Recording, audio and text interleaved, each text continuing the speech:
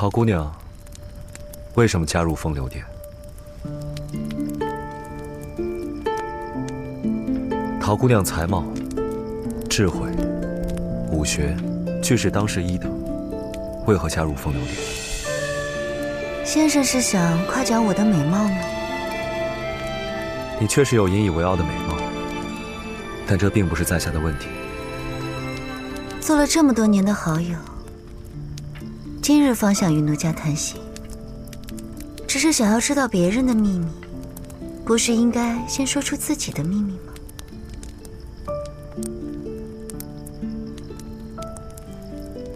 我其实是前朝太子，当今圣上是我堂兄。你是前朝太子？一阙阴阳之乱，是我父皇宠信奸人而起。我虽身为太子，却没能阻止父皇，只能眼睁睁地看着生灵涂炭，数十万条人命，即便只分1成给我，我也救赎不了。因此，我入天境阁修行。那你就更应该杀我，杀了我才能救更多人。你用性命做诱饵，就只是为了看在下堕落的一瞬间？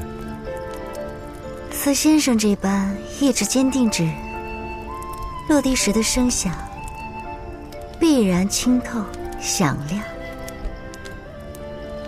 在天境阁修行时，我因懊恼自己无能救下那些人，心魔横生，险些走火入魔。是我师父告诉我，每一个人都应该有改过自新的机会。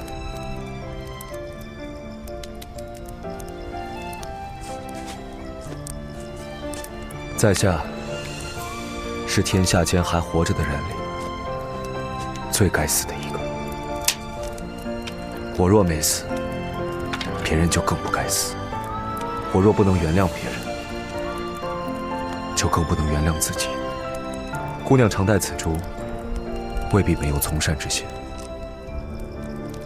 朴珠先生，我这珠子里装的是剧毒，朱砂。可以为毒，也可入药，皆在姑娘一念之间。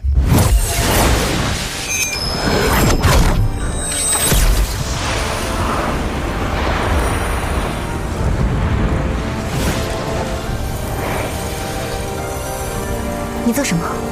你若死在此处，那就是在下害死的你。我双腿受伤，但功力尚在，只要为你疗伤，你便能脱困。你可别忘了，我是风流殿的西宫主。我没想感化谁，只是不想再背负人命。你若再做，自会有他人收拾。只是那时，或许已不是在下所能干预。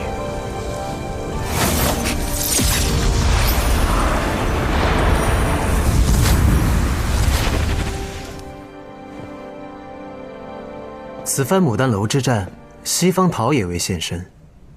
他和朴珠先生，要么还在继续鏖战，要么已经和解。虽然到现在还未找到朴珠先生，但在唐某看来，他与西方桃应该都还活着。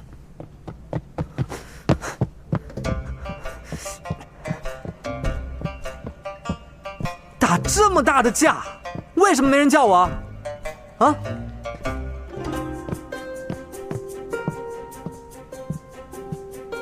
我叫你办的事，办得如何了？可不得了！我跟你讲，还好我去了。回去再说。唐某先行告辞。哦，走。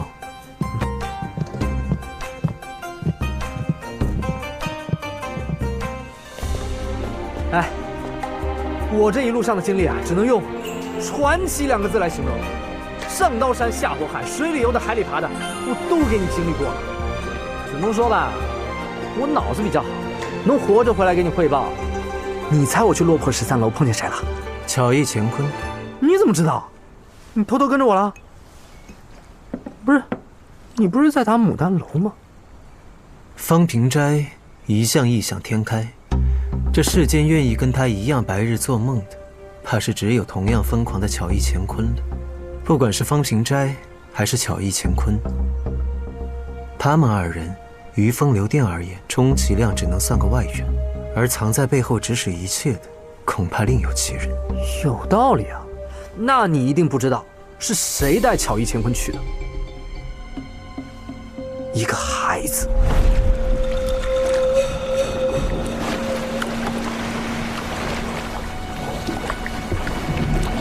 任务已经完成了，我的东西呢？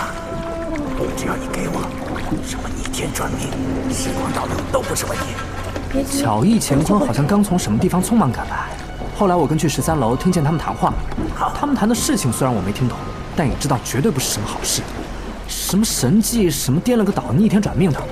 还有啊，那孩子能让巧艺乾坤如此重视，确实蹊跷。但你有一句话说得很对，方平斋就是个疯子。刘演背后确实还有一个人，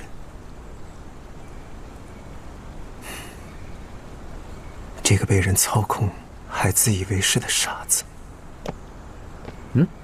于少侠。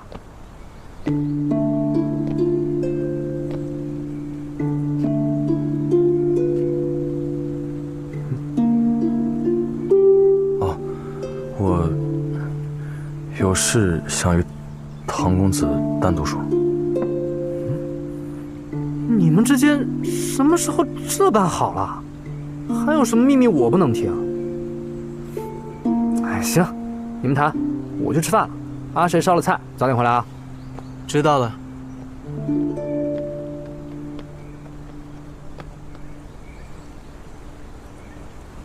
于少侠找唐某何事啊？你为什么没有揭穿我？什么意思？我在修云牡丹楼刺伤你的事，我恨你利用剑王城，更是一直在怀疑你。我想报仇，你又不是不知道。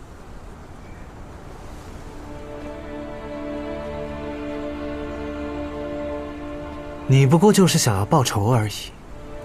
我若是你，我也会想要报仇。江湖人，报仇不分对错。唐离慈，你如此一次次卖给一个仇人恩情，到底想要什么？在这江湖上，唐某的仇人多如过江之鲫，我为何要卖一个仇人恩情？你如果心意坚定，一心想要报仇，又为何会在刺完那一剑之后，没有其他动作？又为何不跟着于气凤一同加入风流殿，反而回到这中原剑会来？于少侠，你这一剑，对唐某而言无关紧要。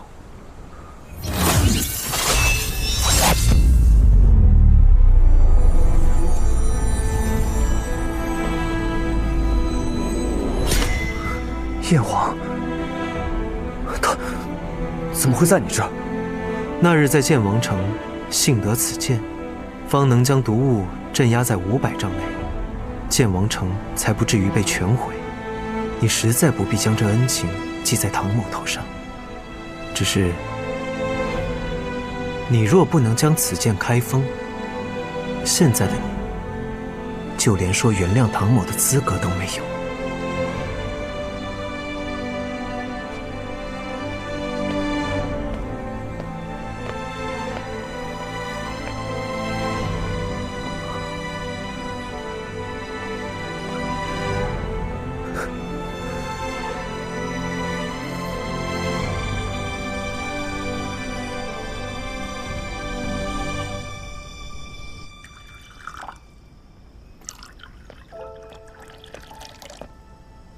唐公子来了。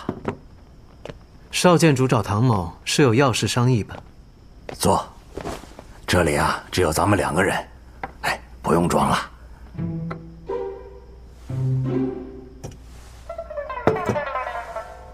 这漫画店里面咽下去的血，现在可以吐了，我刚吐完。唐某不至如此。哦，多谢。这次大战，剑会伤了元气。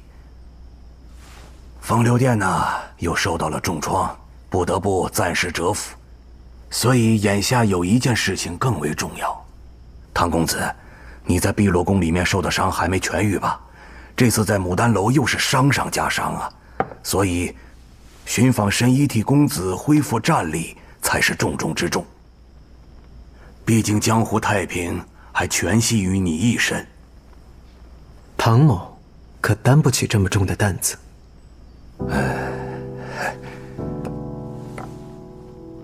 公子或不是为江湖太平而来，但我会把刘演交给你来处置。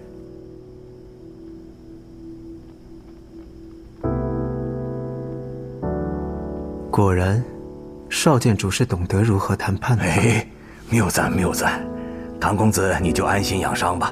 这剑会的事呢，就交给我与众剑主来支撑。只是神医大多隐居世外，就算唐某想治，恐怕也无处可治。哎，这个你放心。据我所知啊，咱们剑会里面正好有一位是神医水多婆的故交。如果能将这神医水多婆请到中原剑会来，那是再好不过了。没钱。这山风吹得有点凉啊，本山人该不会是风寒了吧？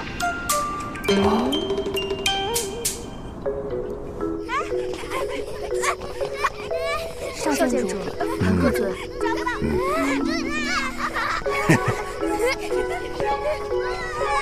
哎，少监主，唐客尊。阿长，最近练功练得挺好啊。刚才我看你啊，这手背要抬高，出拳才有力啊，是不是啊？小七长个了啊，快赶上你三师兄了。宝宝，昨天我看到你把饭食里面的青菜给倒了，别以为我不知道。少监主还是被你发现了。那当然了。少监主，你管得可真细。那我们先去睡觉了。去睡觉吧。走喽，走喽。年轻人呐，真是应该出来走动走动，跟朋友在一起，别老闷在屋子里。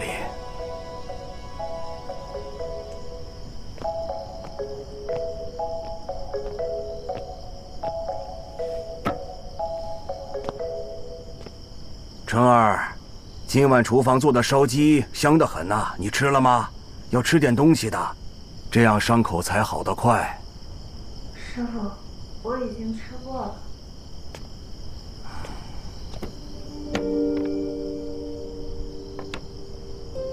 成儿，牡丹楼一战其实不怪你。师傅，我累了。好，那你休息。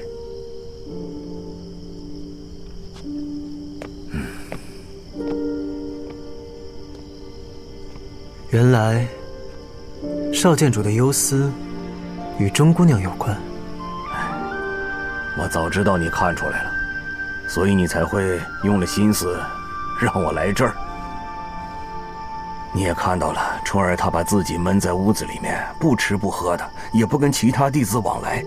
其实大家都已经不怪她了，可偏偏她就是过不了心里那道坎儿，不肯放过自己。唐公子啊，你……少监主放心，唐某知道了。啊，多谢唐公子。哎。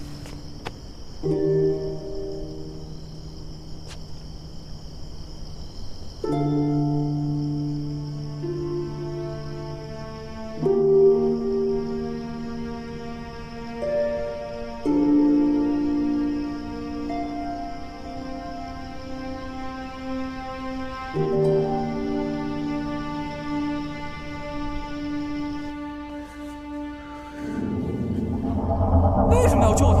都是他害的。有什么办法呢？谁让他是少监主的徒弟？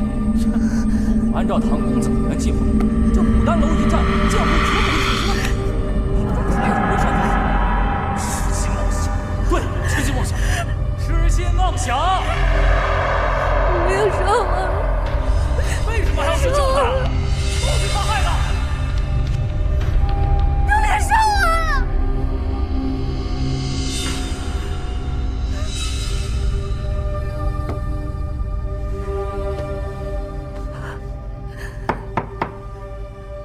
放在门口就行。钟姑娘，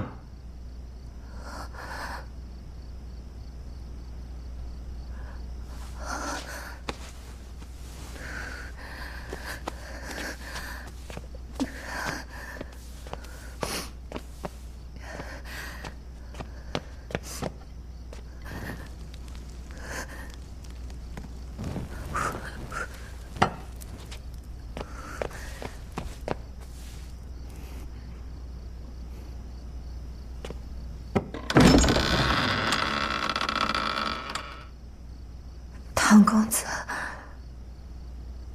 方便吗？请进。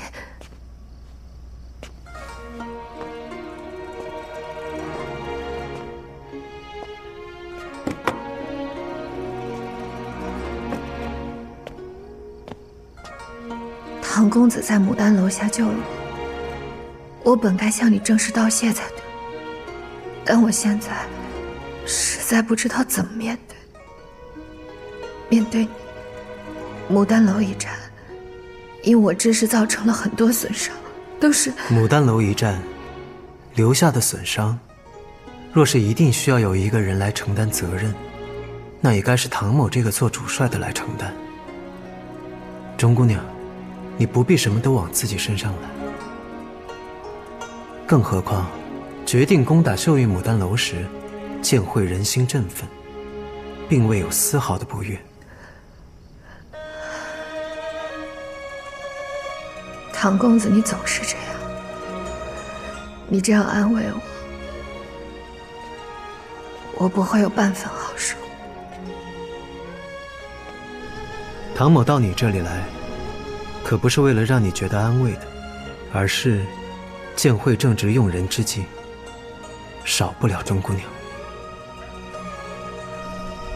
唐某明日即将远行，我也想可以安心离开。相信少剑主也是这么想的吧？你觉得剑会还会需要我吗？钟姑娘过去没有犯过大错，没有犯大错的教训，唐某倒是有一些经验。我曾经因为走错一步，而导致了无法挽回的遗憾，只能背负着错误，在黑暗当中一步一步走下去，因为别无选择。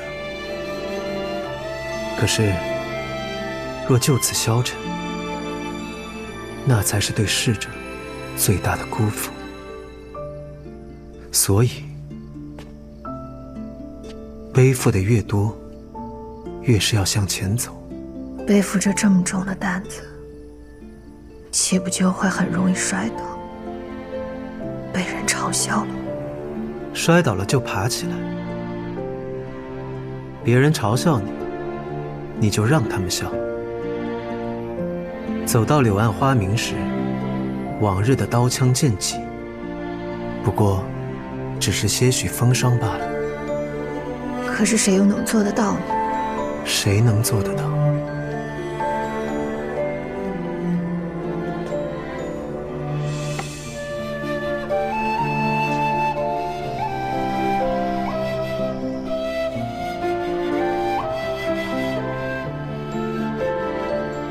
唐某曾经认识的钟姑娘，她一定做得到。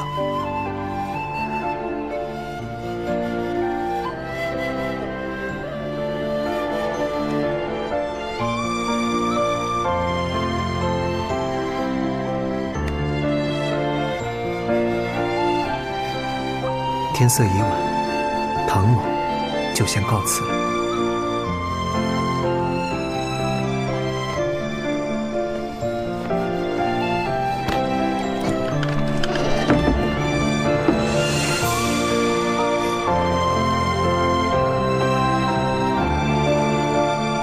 谢谢，唐公子。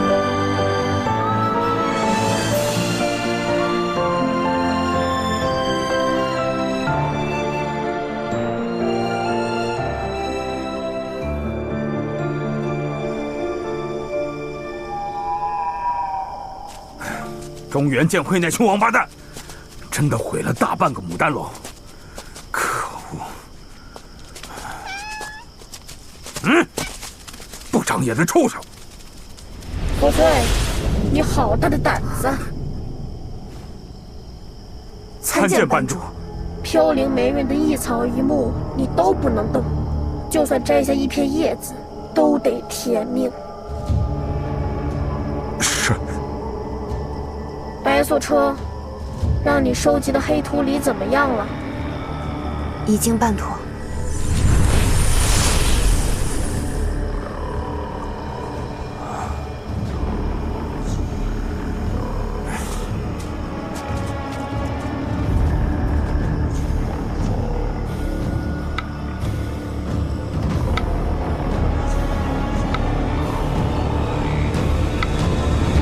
我出去又回来，你都还没想好。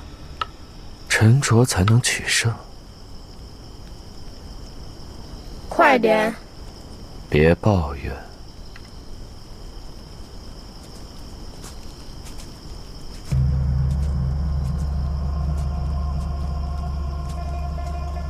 尊主留下的这盘残局，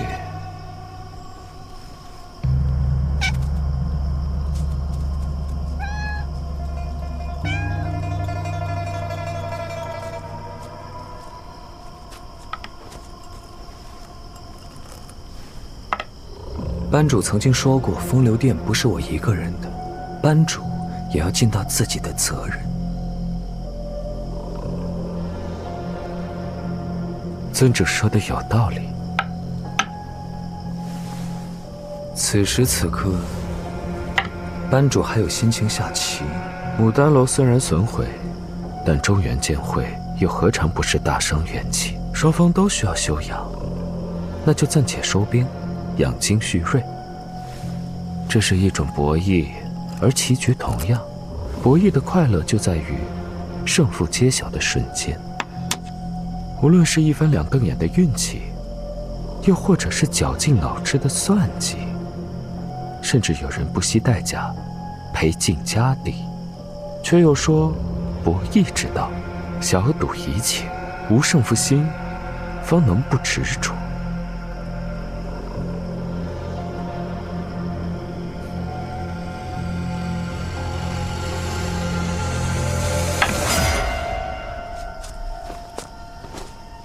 无胜负心，就不会赢；不执着，不成魔。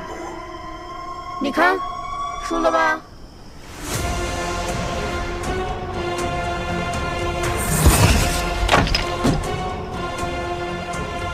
这就是赢的快意，输的失落。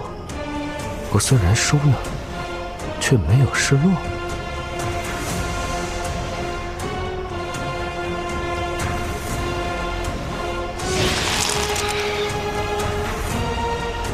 请尊主好生养伤啊！他是风流殿的主要战将，你带回来的残兵败将远远不如他。难道西方逃跑了，变成西方逃了？你这个笑话一点都不好笑。没有人能逃过风流殿的掌控。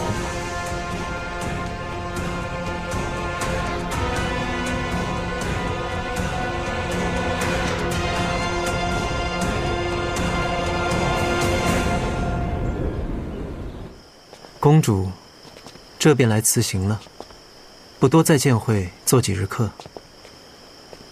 很久没有离开过碧落宫了，这次出来待久了，还有些不习惯。牡丹楼一战，险中求胜，晋会上下还得感谢碧落宫出手援助。不过，我想公主此刻更关心的，应该是朝廷对碧落宫的态度吧。这当然是本宫在意的事情。不过，更让我好奇的是，公子的变化。短短10几日，公子的心象就变了。如今的唐公子，愿意袒露更多。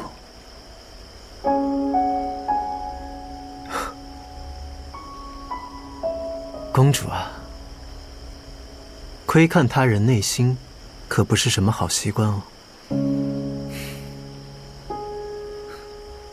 我已向义父传信，向圣上禀明碧落宫之功。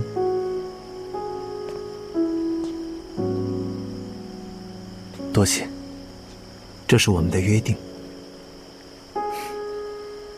教不严，师之惰；子不学，非所宜。幼不学，老何为？玉不琢，不成器。人不学，不知义。人不学，不知义，又忘了。人不学，不知义。为人子。看来我好奇的事情已然有了答案。唐狐狸还没回来？公子的变化，是因为他们。吃不吃了？不行，师傅不回来，谁都不许吃饭。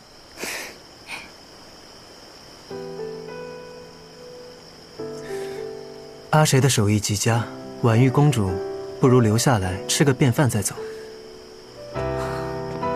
不了，唐公子，相信我们还有机会再见面的。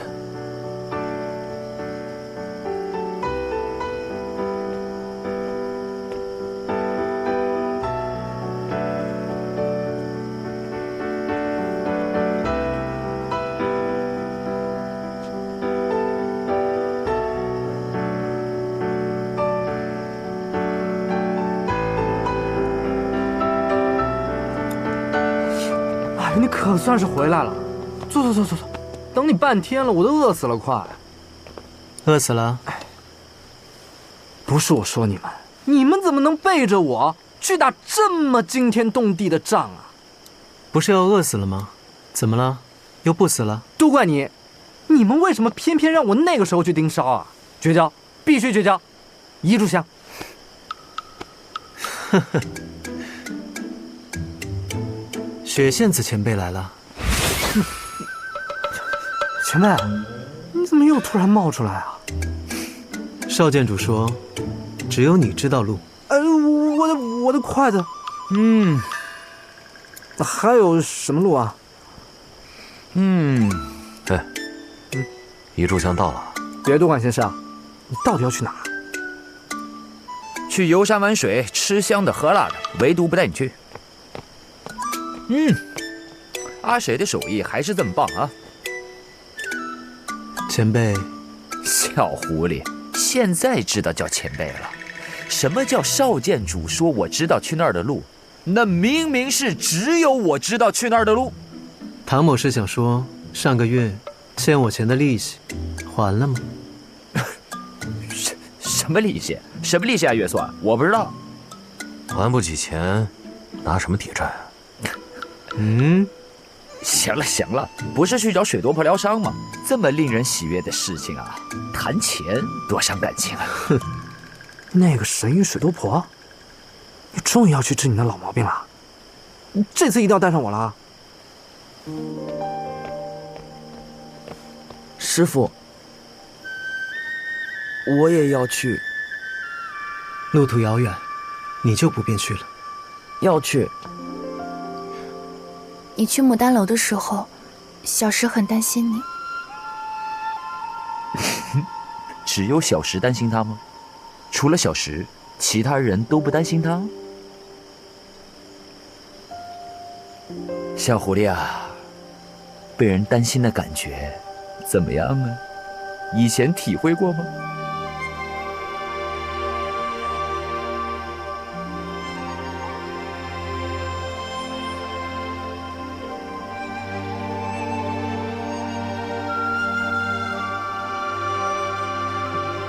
那便一起去吧。嘿，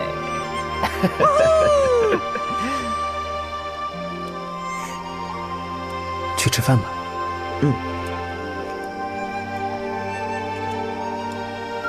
志云，再吃一个。老沈，吃，尝这个，尝，好好吃。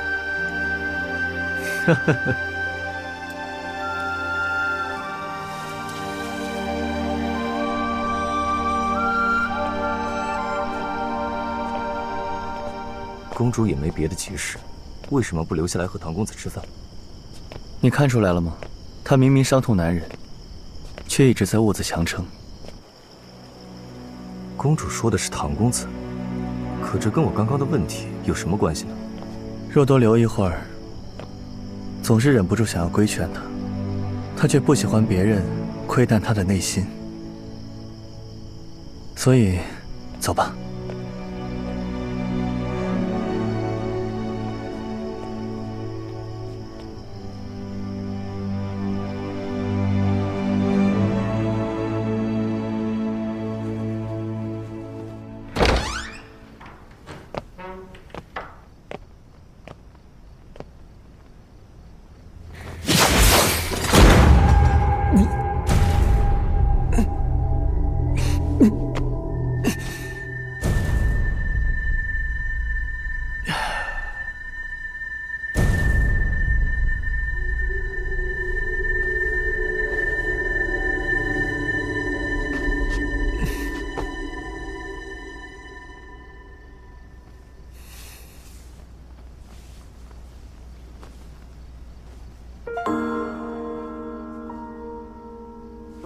伤口愈合的这么慢了吗？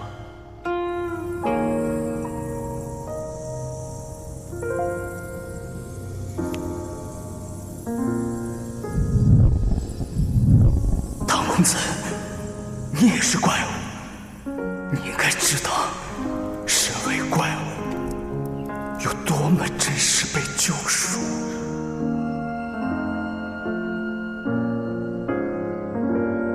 人之初，性本善。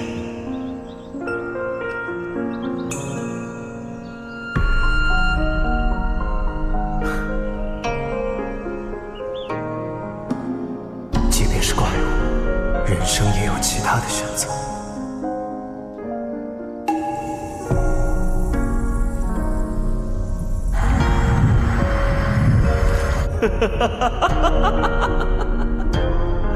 化功大法，一雀阴阳，你就是这样欺骗方舟，用他剩余的生命来助你修炼往生土的吧？曰喜，曰哀惧，爱朱烈恶，七情具。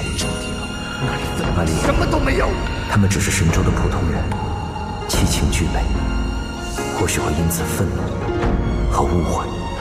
可是我信了你，是不是就证明周地楼7年的情谊，这7年的点滴是真？可事实是周地楼的7年，全是建立在虚妄之上。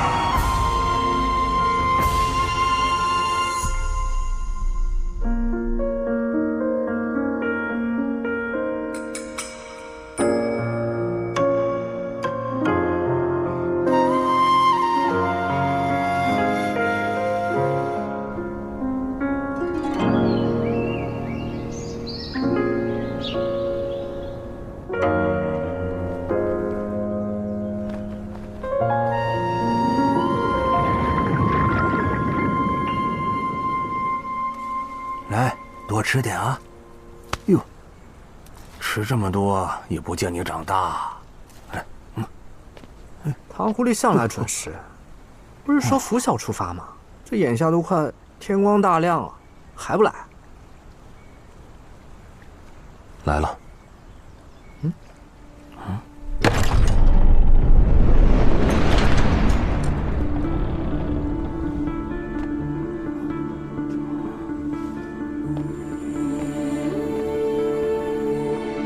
心绪放松，不由偷偷睡了个懒觉。唐公子，你的头发……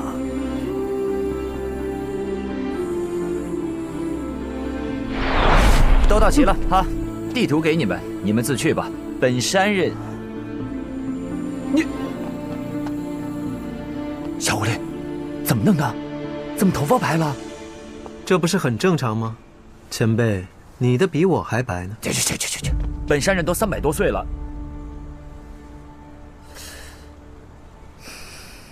欠债还钱，天经地义。既然你是我的债主，那本山人就送佛送到西了啊！阿水和小石已经在山门口等好了，走吧，都走吧。哼，邵建主，告辞了。走了。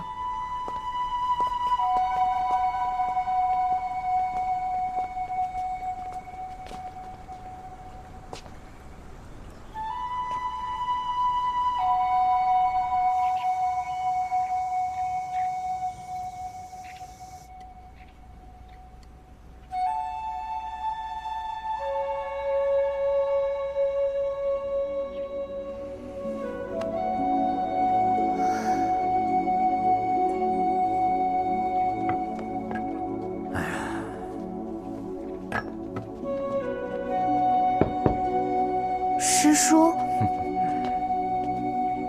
你来干什么？哎呀，春儿，伤势好些了吗？我代表师叔们特意来看望你的。哎呀，春儿啊，你怎么还在这儿呢？不回善丰堂的房间吗？我现在又不是善丰堂堂主。什么话呀！你为剑会立下这么多功劳，秀玉牡丹楼之战，你又身先士卒，以自己的命换弟子的命。谁要是说你不是善丰堂堂主，我第一个就不答应。哎呀，这房间这么小，怎么能养好伤呢？快回善丰堂的房间好好养伤。来人，给众堂主搬行李。是。走慢点啊。师叔，这是怎么回事？你本来就是中堂主，在我心里一直都是啊。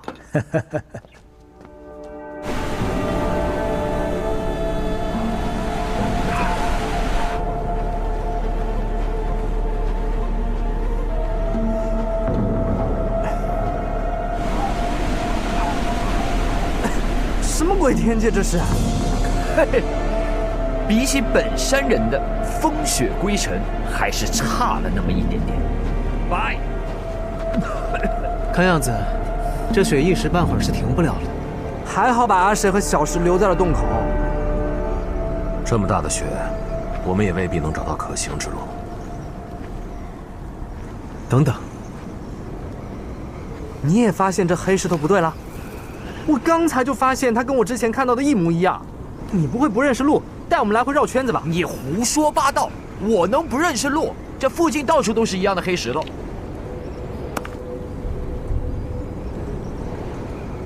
不是石头啊。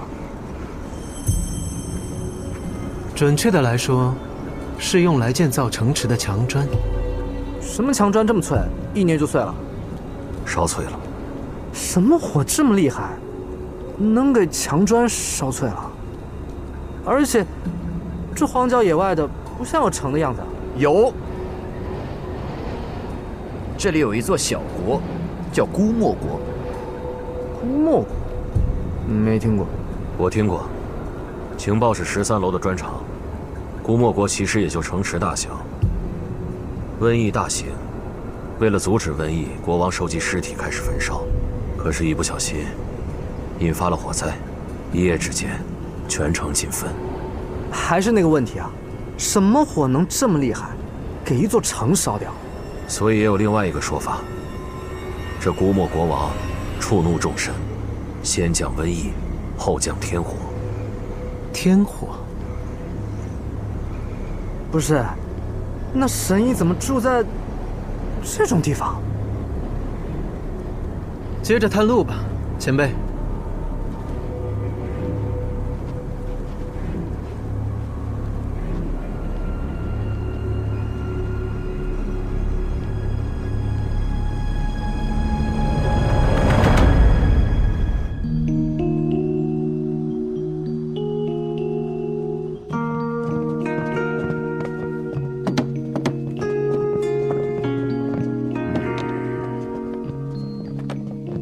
春儿，你看，这些啊都是养身补气的药材。我们都是剑会的家人，你若是不够啊，随时跟师叔说，师叔马上给你备上。房间要是没打扫干净，喊师兄弟们来收拾就好。师叔不会觉得师父为了救我，害死了剑会很多人？怎么会呢？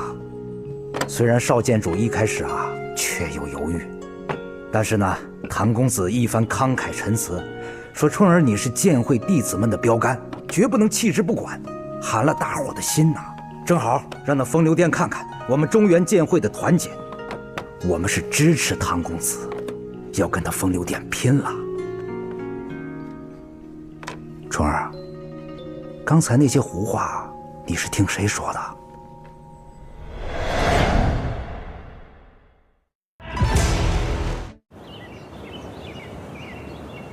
虽然少监主一开始确有犹豫，但是呢，唐公子一番慷慨陈词，说春儿你是剑会弟子们的标杆，我们是支持唐公子，要跟那风流殿拼了。春儿，刚才那些胡话，你是听谁说的？你们都给我过来！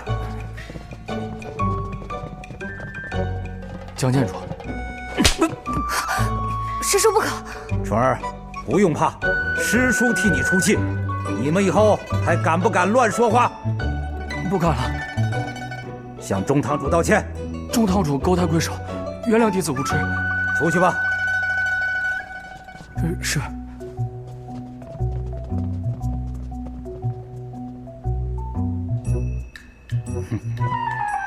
师叔，你为何突然这样？哎呀，春儿，江监主，春儿，我听其他弟子说，你怎么搬回善丰堂了？少监主这话说的，春儿能回来，自然是因为他是善丰堂堂主嘛。除了他，这个位置啊，谁坐我都不同意。原来如此。少监主看来是有事情要跟春儿聊啊，那我就不打扰二位了。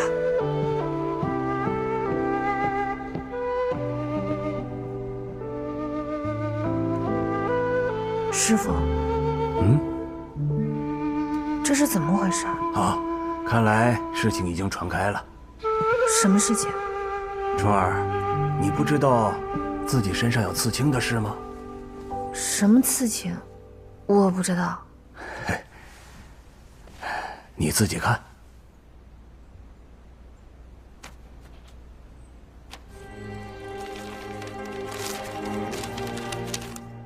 日前，曾向少监主问过钟姑娘背上刺青一事，寻琅琊公主踪迹。兹事体大，我已写信告知义父，若宫中有人到访，少监主不必惊讶。如果4人的你没死，我送你一份大礼，一份能让你有价值的大礼。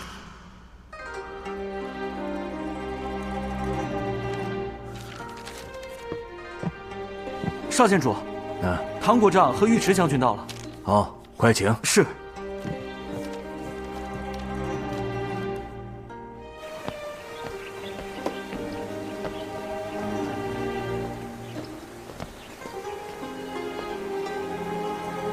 唐国丈，朝廷的人怎么会去中妹的地方？哎呀，唐国丈，少监主，这位就是钟姑娘吧？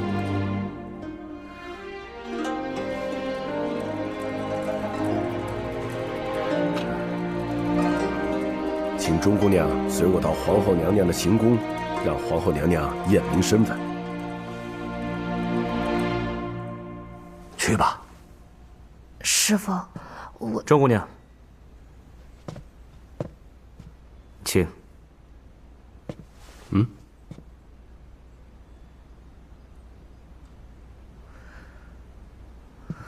唐国丈，哎。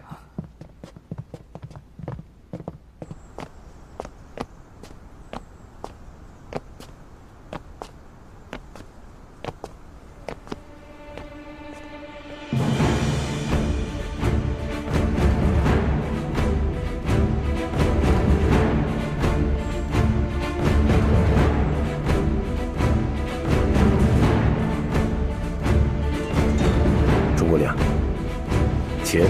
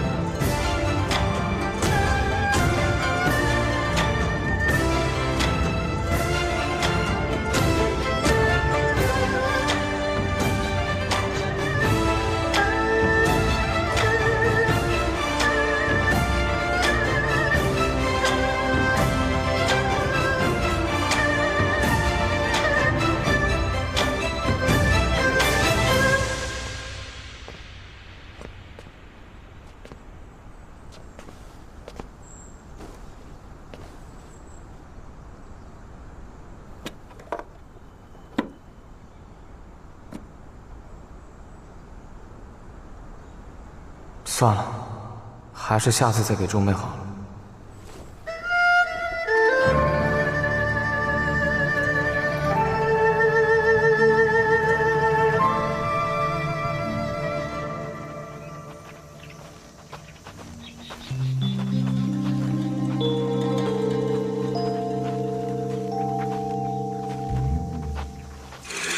到了，本山人仁至义尽，小狐狸你好自为之吧。雪线子前辈，怎么了？想来要水多婆出手相助，并非易事。哦，这容易啊，他人就在那儿，你过去敲门求医，他肯治就治，不肯治再想办法，不麻烦的。若是不麻烦，你躲什么呢？谁躲了？雪线子，你这老不死，带了什么麻烦来？你改变主意了，打算把小雪芙交给我了？你休想！小雪芙跟着我是当初我们商量好的，你现在想反悔，门儿都没有。我当初就不该答应让雪芙跟着你，天天游山玩水，你有关心过她吗？前辈，雪芙是哪位？去，大人说话小孩别插嘴，关你什么事儿啊？这就是水多婆，这么年轻。哎呦，不要被她的外表欺骗了，她都是一把年纪的老太婆了。你叫什么名字？在下唐丽慈。前阵子监会通缉的一阙阴阳。一阙阴阳早已身亡，与在下无关。让我把把脉。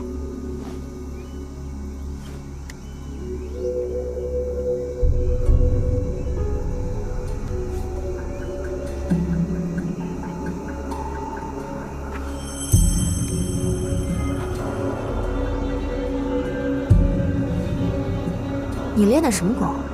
你这伤势早就该死了，怎么还活着？前辈感兴趣？没兴趣，只是好奇。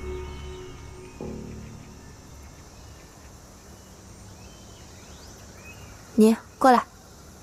啊？我？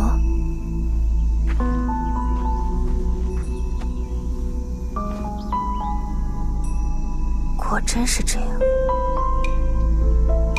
原来如此，你这伤势无药可医。唉，唐某这伤势确实无药可医，前辈束手无策也属正常。你这小辈小瞧谁呢？我只是说无药可医，也不是无法可治，只是没有药物，而且治标不治本。前辈。此话怎讲？服下一帖，就是治疗你这位朋友伤势的药引。数十年前，曾有天外一帖陨落于东南3里外的宝镜山上，它形如水晶，泛着七彩流光，名唤服下一帖。这世间仅有此处独有，只是那里地形陡峭，更有异状，这数十年来，曾有许多人想要上山采取此事，最后要么是死于万丈山峰，要么就是不知所踪。这有什么难的？凭我们的武功，难道还拿不到吗？我明日去学。我和老沈一起去。别以为你们武功高强就能随便上山，那可比你们想象的凶险100倍。如何凶险？唉，不太想说。除非这个老头把血符交出来。你休想！这个血符跟前辈是什么关系啊？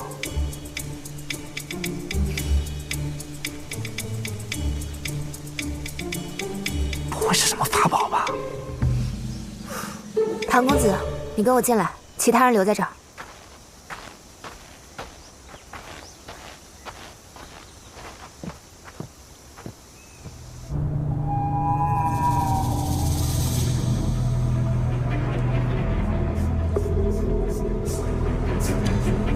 这几日发生了什么事？难道是朱元剑会攻来了？既然来了，躲躲藏藏可不是剑会的风范。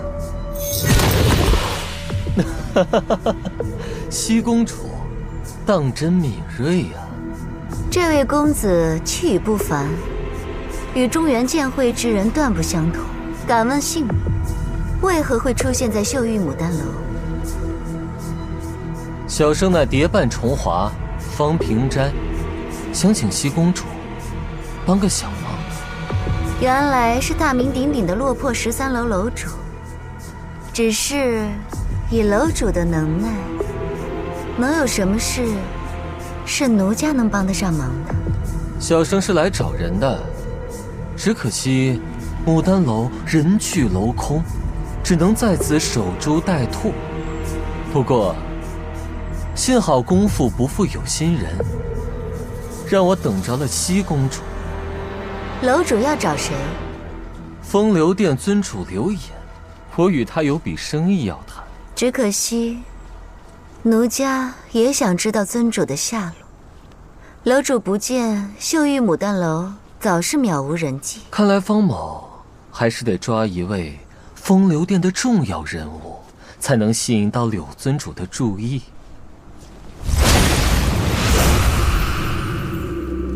现在知道柳尊主的下落了吗？方楼主，背叛13楼的杀手有活路吗？当然没有。楼主又怎么会觉得风流殿会比13楼体恤部署呢？姑娘如此楚楚动人，柳尊主就不会不舍。方楼主还真是会说笑，不如这样，方楼主放奴家离开，明晚奴家便引荐尊主与楼主见面。姑娘的话可信？13楼向来是交易之地，做交易嘛，楼主开出买家付不起的价格。既然是生意场，一是信用，二是尊客。楼主想要交易，怎好得罪客人呢？姑娘的伶牙俐齿，真是令方某刮目相看。好，便烦请转告尊主，方某恭候大驾。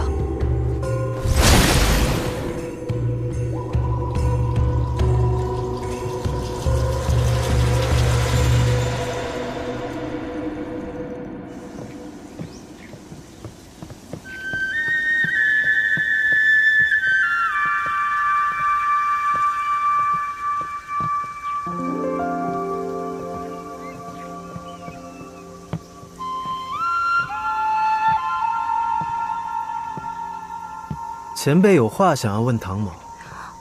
没有。你想问唐某究竟是什么人？为何会有如此特殊的体质？所以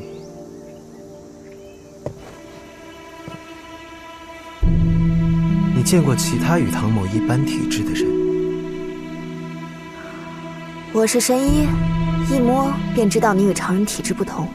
在下来自天人境。天人境，这是什么地方？没听说过。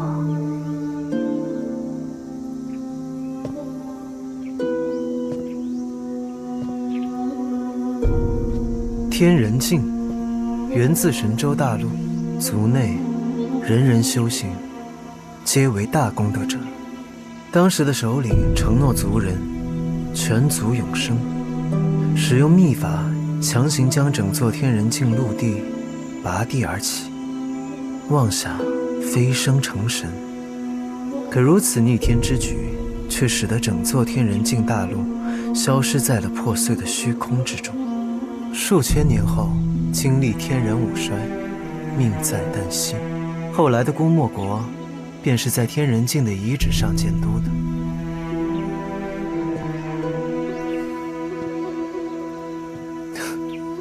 看来，前辈的确对天人境毫无兴趣。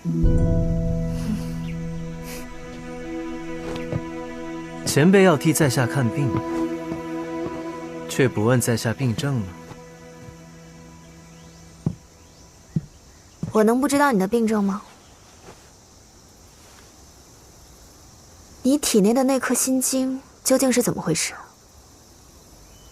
我行医这么多年，从未见过如此怪事。那是周地楼主方舟的心经。七贤正音方舟，你带着他的心做什么？这颗心经是方舟复生的契机。不可能，你想让死人复生，这办不到。可唐某偏偏就爱办人办不到的事，即便是要赌命的事。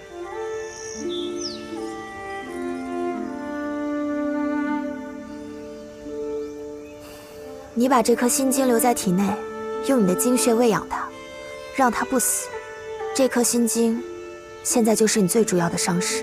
你这头发想必也是一夜之间精血溃耗至极限。如果不是外面那个姑娘在，你现在早就死了。靠妖人之血维持生命，只会越吸越多，到最后只有把它吸干才够。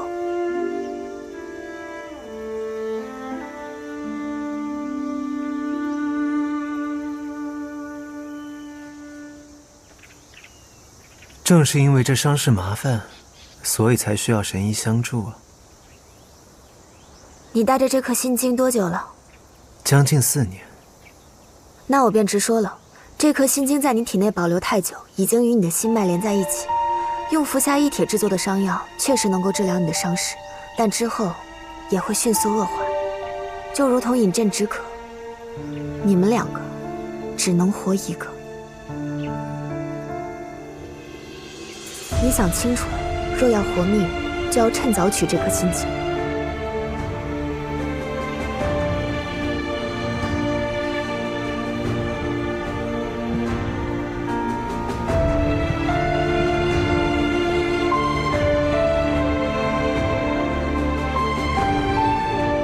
即便是如前辈这样的神医，也别无他法了。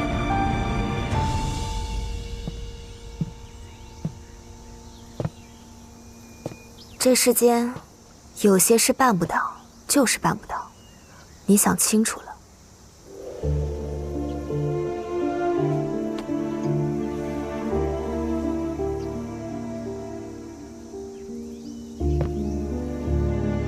在下知道了，请容唐某再好好想一想。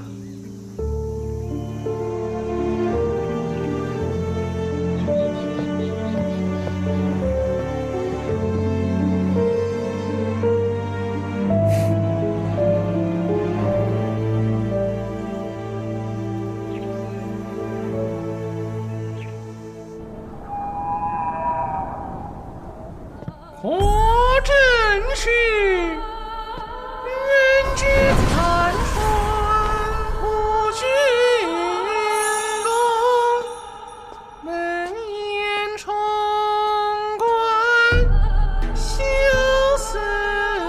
班主。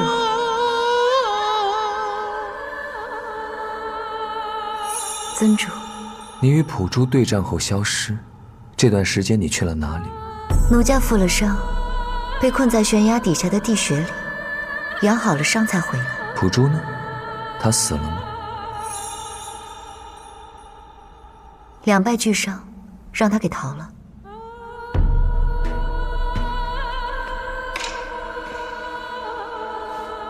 你在骗我？奴家有什么理由欺骗尊主？方才回来的时候，在牡丹楼遇到了13楼的楼主方平斋，他想要见尊主，让奴家代为传话。他把牡丹楼的地图给了中原剑会，躲我还来不及。他想欠我。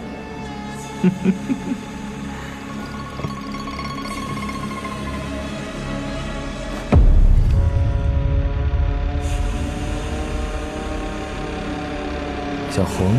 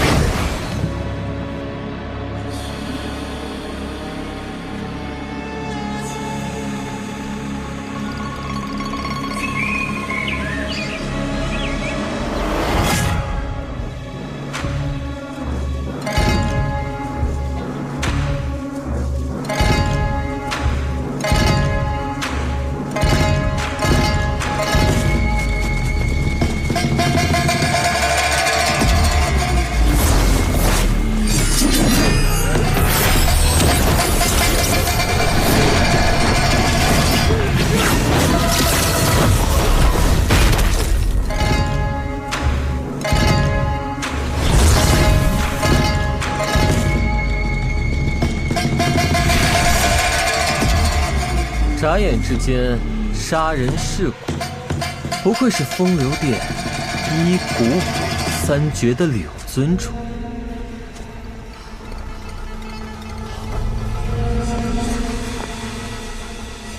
方楼主，不要试探本尊的脾气。小生方平斋。尊主，既然赴约了，怎么这就走了？牡丹楼之战13楼未到，便是方楼主没有合作的诚意。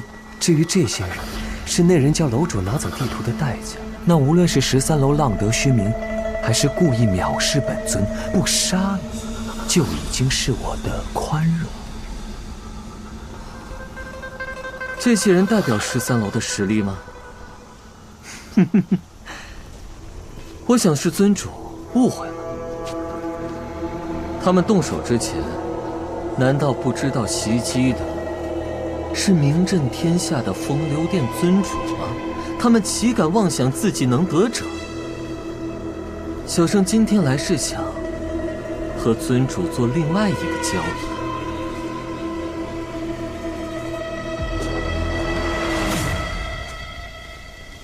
往生谱的功法。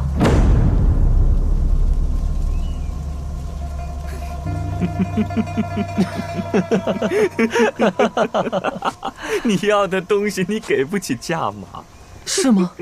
那如果尊主知道唐丽慈也说了一样的话，是开心还是愤怒呢？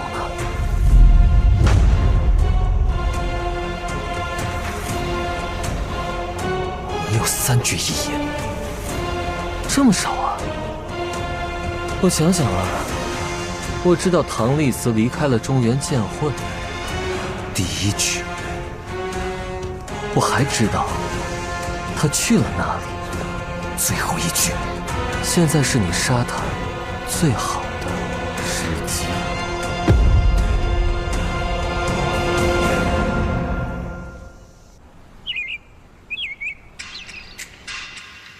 前辈，王我以前还把你当偶像看。你竟然是这样的人！我又是怎样的人啊？偷鸡摸狗，还把别人宝贝抱走，我爆！对啊对啊，害得我整日提心吊胆，生怕你把雪符给弄丢了。还不如物归原主，也好让雪芙有个依靠。你是啊，雪仙子前辈，你怎么这样啊？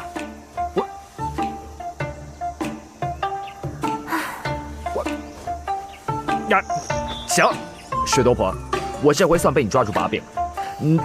那你答应我，你把白毛狐狸养好，我就把雪芙报给你。好，你现在就把小雪芙带回来，我可想死她了。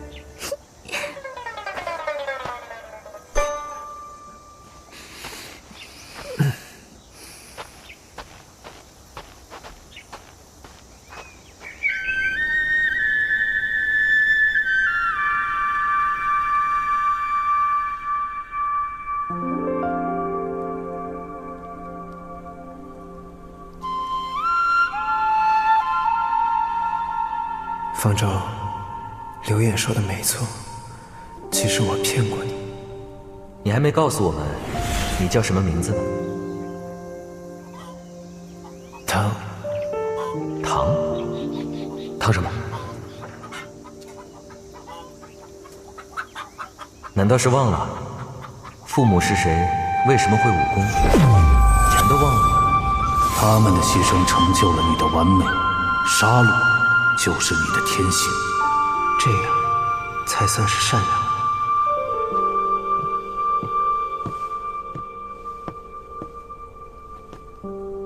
方便吗？沈兄，请。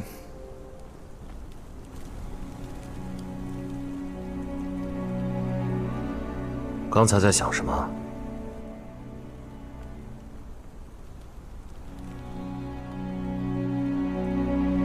在想如何破解宝镜山的秘密。你是在害怕？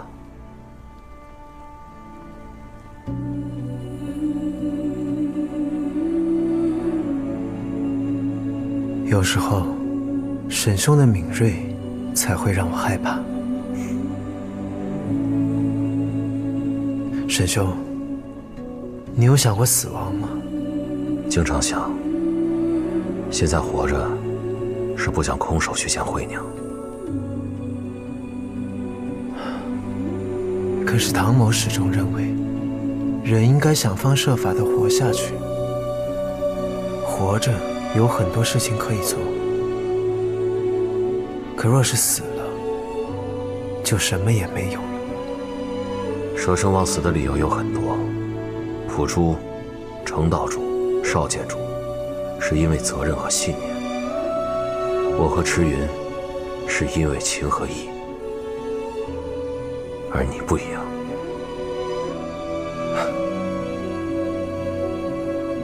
沈兄今日话很多啊。是因为你今日的话太少。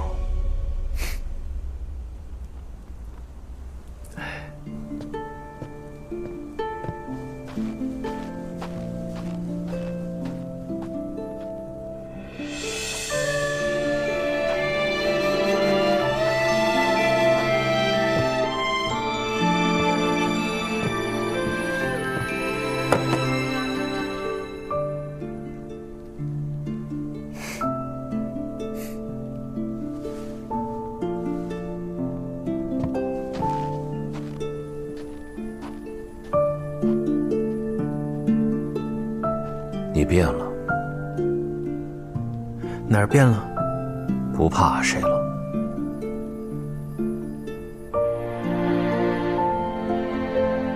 沈兄用“怕”这个词，你谁都不怕，是因为你强大，没有人值得你怕。但面对任何强大的敌人，都没有对阿谁这样戒备。那是因为我曾以为他是刘演派来的卧底。唐丽慈，你知道吗？你从未解释过自己的内心。当你开始解释的时候，你就输了。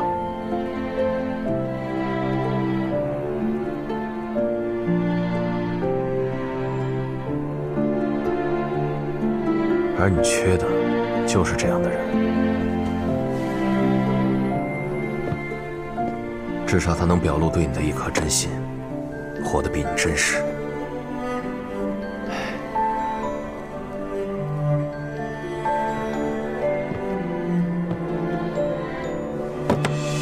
你看，他就是这样，喜欢讨好别人，见不得别人受饿受累、受伤受苦。他最大的本事，就是可以感受到别人的痛苦，又能够想到办法去安慰别人。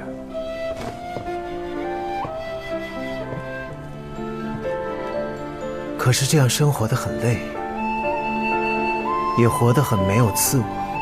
不要擅自决定别人的自我，至少他能从帮助别人中得到快乐，活得比你快乐，活得比我快乐。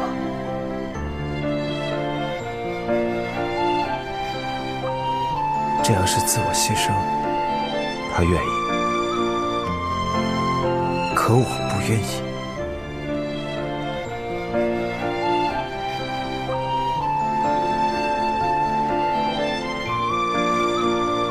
又没问你，别忘了咱们的约定，刘烨还没死，至少在他死之前。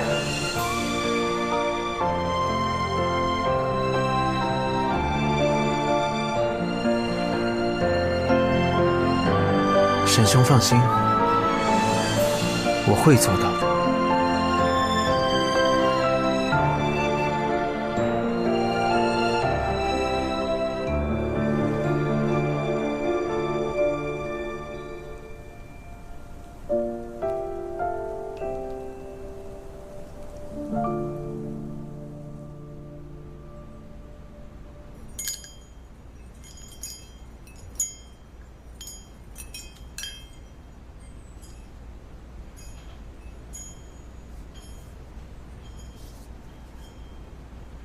小石，小石，唐公子，有没有看见小石？怎么了？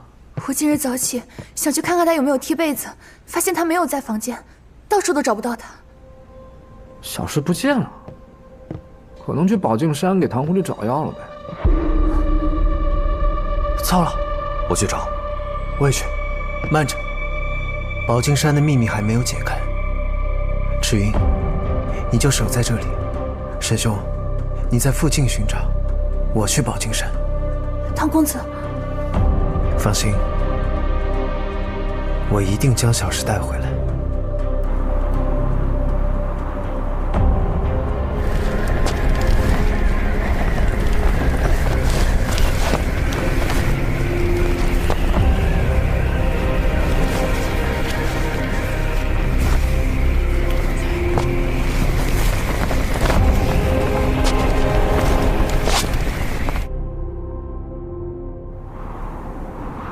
小石，小石，小石！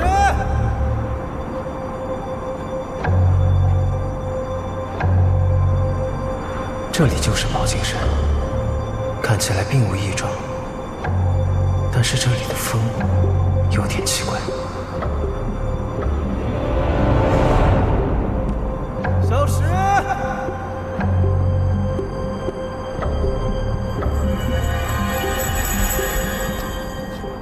小石，阿野，想不到我们这么快又见面。唐丽慈，你露破绽了，看来你很紧张。怎么了？你是在猜我为什么会来这里，还是在想要怎么对付我？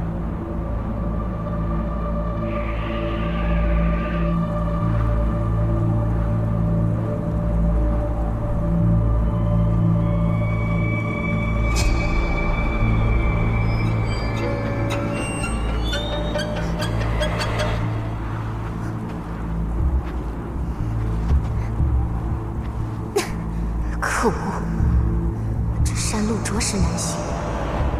尊主一人来宝镜山寻唐丽慈，可那唐丽慈狡诈如火，又有沈狼魂驰云护卫，我需尽快与尊主会合才行。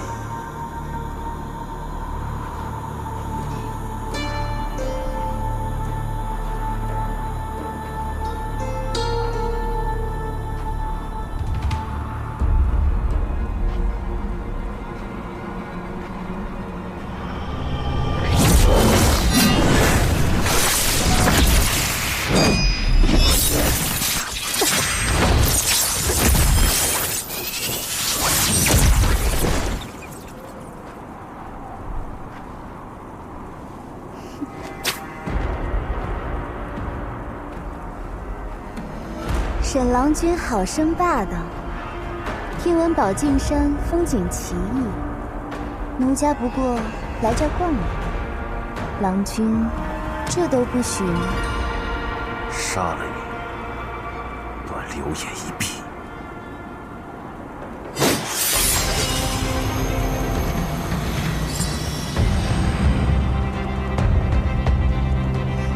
阴杀，神催鬼泣。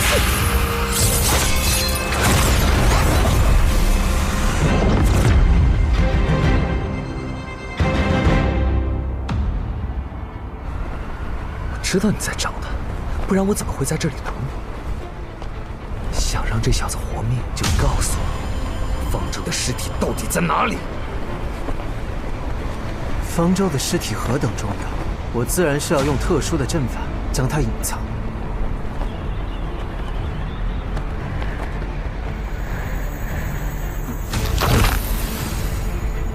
你先回州地牢，我会证明给你看。现在就跟我回去。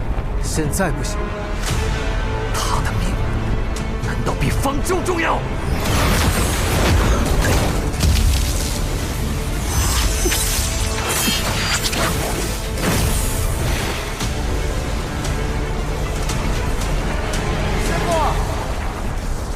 师傅，唐一慈不配做别人的师傅。小申。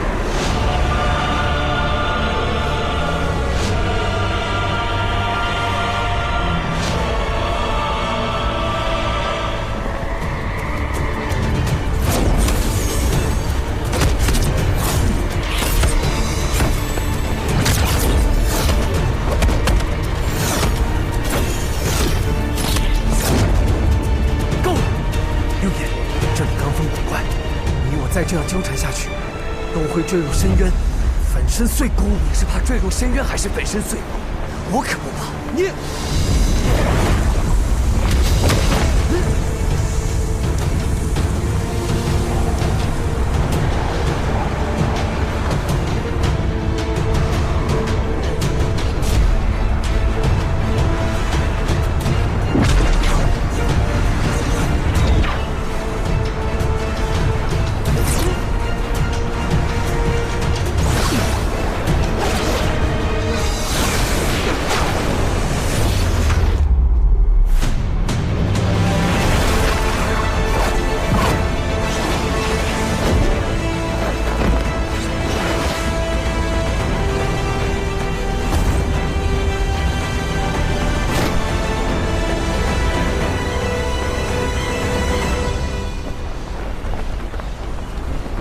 刘琰，我想用红绫送你上去，否则我们二人都得交代在这里。找到方舟之前，你去哪儿我去哪儿。你真是无可救药。少废话，先上去再说。休想再骗我一次！你。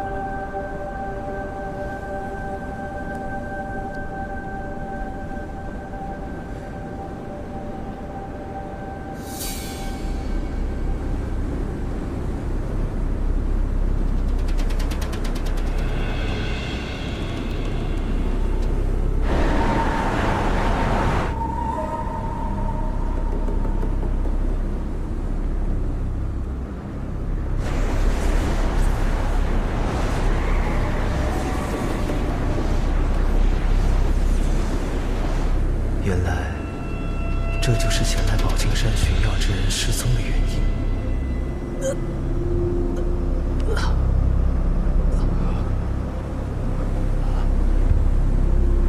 你醒了？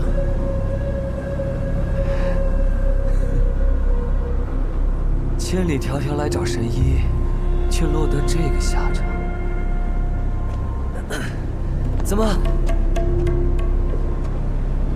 从我这儿骗不走另一半往生谱？奇了，真可惜，你又遇到了我。遇到我，你便走不了。